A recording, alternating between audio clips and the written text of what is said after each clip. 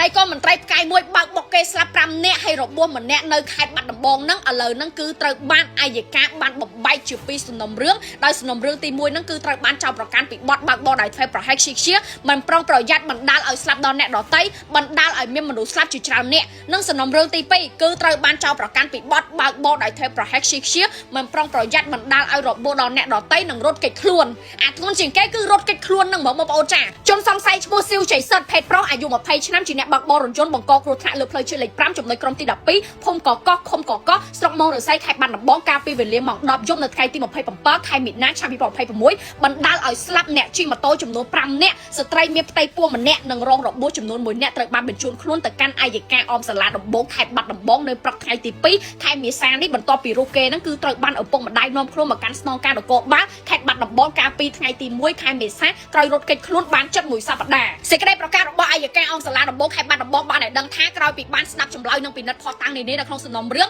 តំណាងអាយកាបានសម្រេចធ្វើការចោទប្រកាន់លើជនសង្ស័យឈ្មោះស៊ីវជ័យសិទ្ធឃាត់ខ្លួនដោយសម្រេចបំបែកសំណុំរឿងជា2សំណុំរឿងទី1ជនរងគ្រោះស្លាប់ចំនួន5នាក់តំណាងអាយកាបានធ្វើការចោទប្រកាន់លើជនសង្ស័យឈ្មោះស៊ីវជ័យសិទ្ធពីបទបើកបរដោយធ្វើប្រហែកជាមិនប្រុងប្រយ័ត្នបណ្ដាលឲ្យស្លាប់ដល់អ្នកដទៃបណ្ដាលឲ្យមានមនុស្សស្លាប់ជាច្រើនអ្នកប្រព្រឹត្តនៅត្រង់ចំណុចបង្គោលគីឡូលេខ246ទៅ